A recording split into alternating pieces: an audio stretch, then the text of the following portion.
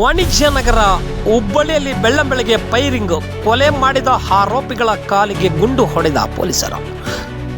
ಹುಬ್ಬಳ್ಳಿಯಲ್ಲಿ ಬೆಳ್ಳಂಬೆಳಗ್ಗೆ ಪೊಲೀಸರು ಗನ್ ಸದ್ದು ಮಾಡಿದೆ. ಕೊಲೆ ಮಾಡಿದ ಆರೋಪಿಗಳ ಕಾಲಿಗೆ ಪೊಲೀಸರು ಗುಂಡು ಹೊಡೆದಿದ್ದಾರೆ.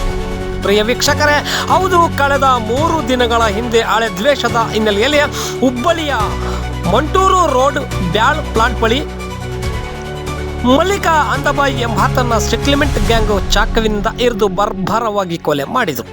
ಈ ಪ್ರಕರಣಕ್ಕೆ ಸಂಬಂಧಿಸಿದಂತೆ 3 ಜನ ಆರೋಪಿಗಳನ್ನು ಬೆಂಡಿಗೇರಿ ಪೊಲೀಸರು ಅರೆಸ್ಟ್ ಮಾಡಿದರು.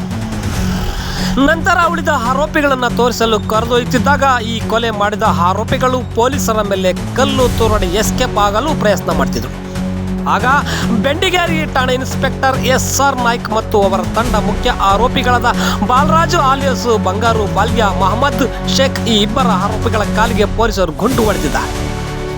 ಪೊಲೀಸರಿಗೆ ಗಾಯಗಳಾಗಿದ್ದು ಕಿಮ್ಸ್ ಆಸ್ಪತ್ರೆಯಲ್ಲಿ ಚಿಕಿತ್ಸೆ ನೀಡುತ್ತಿದ್ದಾರೆ. ಕಿಮ್ಸ್ ಆಸ್ಪತ್ರೆಗೆ ಪೊಲೀಸ್ ಕಮಿಷನರ್ N ಶಶಿಕುಮಾರ್ ಅವರು ಭೇಟಿ ನೀಡಿ ಪರಿಶೀಲನೆ ನಡೆಸಿದ್ದಾರೆ.